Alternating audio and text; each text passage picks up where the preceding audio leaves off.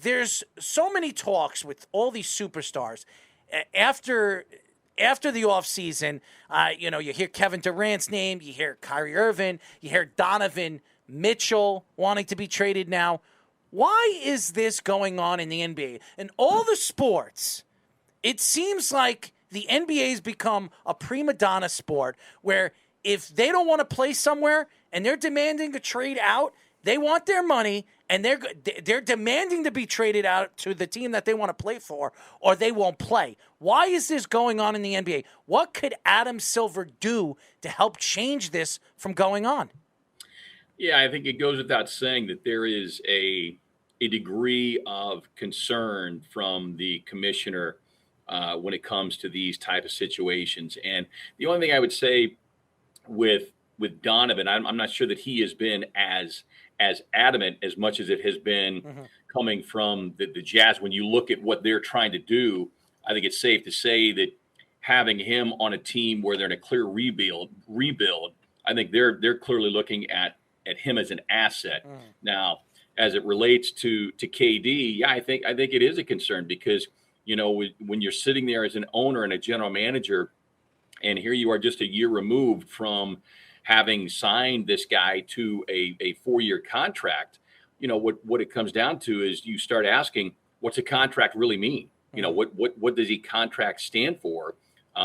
If there is nothing for us as an organization, as a coach and a GM to be able to stand up. And I do think that it'll be a part of the dialogue with Commissioner Silver, the players union, the next CBA, because it's not, you don't want to turn it into a transient league, if you will, where a guy says, yeah, I'm just not happy here. I'm just not feeling the vibe and I want out. That is not what will set this, league up for continued success.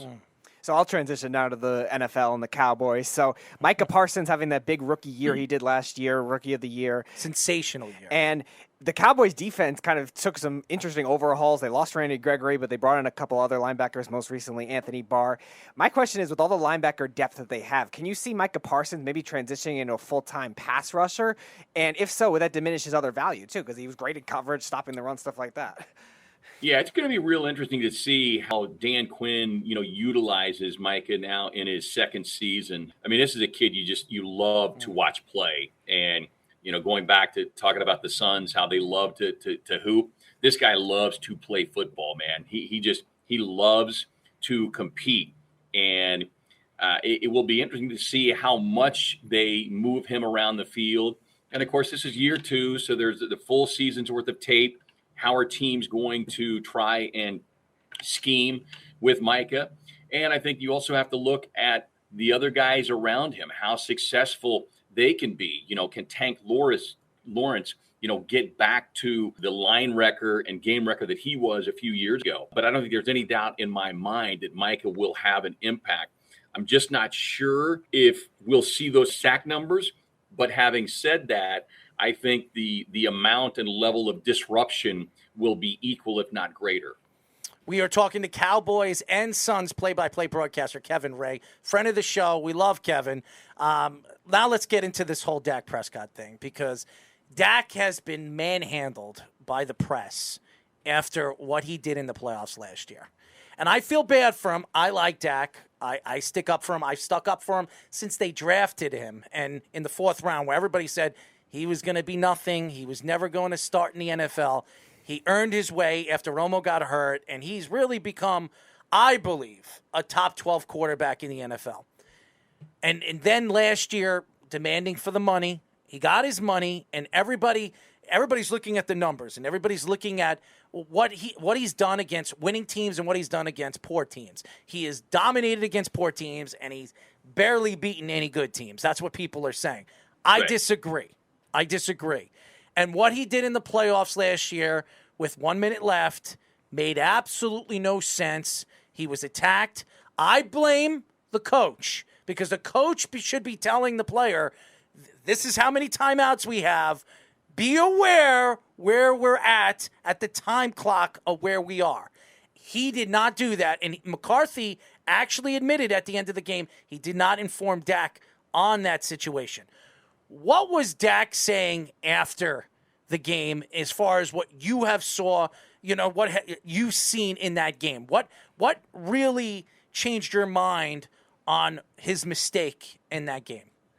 Yeah, look, I mean, to be honest with you, that was so long ago, Right. and there's really no reason to go back and kind of rehash that. He acknowledges he should have gotten down sooner. To your point, I think the play call itself, game management is something that has hung over the head of Mike McCarthy, and I think you could, if you read between the lines from Jerry Jones and some of the offseason comments, it's clear that game management was a part of a number of offseason discussions between owner and head coach.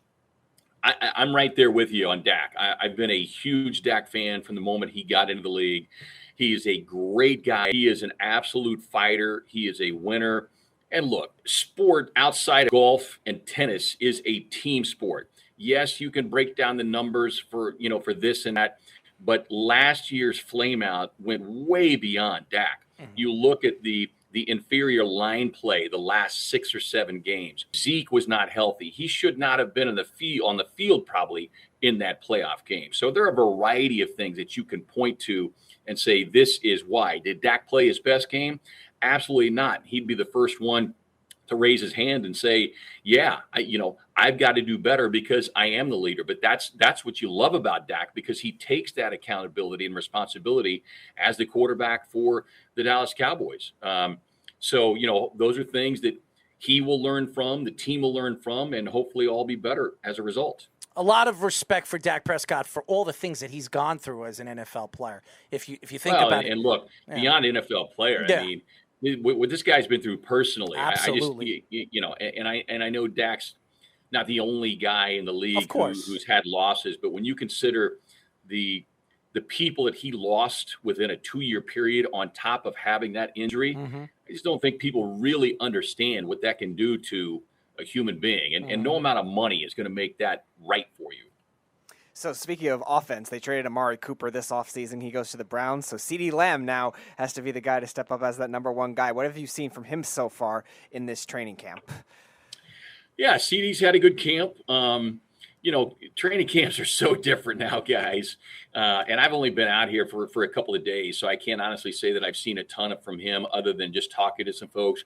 But he's had a good camp. I mean, look, he is the number one receiver now. And it will be interesting to see if he can kind of live up to that billing.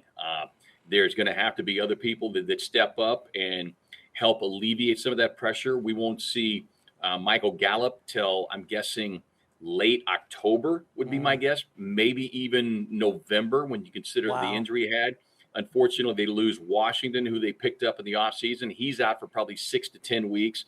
So the receiving room's pretty thin right now. But CD is going to have to step up and be the playmaker that he's wanted to be, and they need him to be. As everybody knows, we are talking to Cowboys and Sons play-by-play broadcaster Kevin Ray. Kevin, the Cowboys over the years have been known for their offensive line. They've dominated in the trenches over the years, especially in the 90s when they won their 3 Super Bowls. Everybody forgets. They talk about Emmitt Smith and Troy Aikman and Michael Irvin. People forget how dominant their offensive line. You're talking about 5 All-Pro, 5 Hall of Famers that played on that offensive line and dominated at the line of scrimmage. Now you look at this offensive line. They lost one of their star tackles. He goes to the Bengals this offseason, and they're just getting old. And they lost their center. He retires.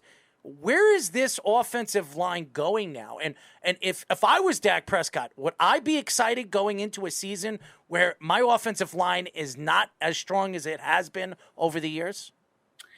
Yeah, look, going back to what I said earlier, you look at the last 7 weeks of the season, and the offensive line was just not good.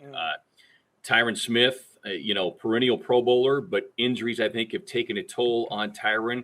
He hasn't played a full season in a few years now. Last year, missing several games. He had a turnstile there at left tackle trying to find somebody to pick him up. Tyler Biadasz, took over as center a couple of years ago. He has not really stepped into that role the way that they had hoped and wanted. McGovern has really struggled. So, yeah, there are some question marks coming into this season if this team offensive line can really get solidified. I will say this, though. Their pick in the offensive line, Tyler Smith, the young man out of Tulsa, this kid is going to be a stud. You hear the words nasty. You hear the words violent when they talk about him. I've seen some of the clips of him in practice, watched him a little bit today.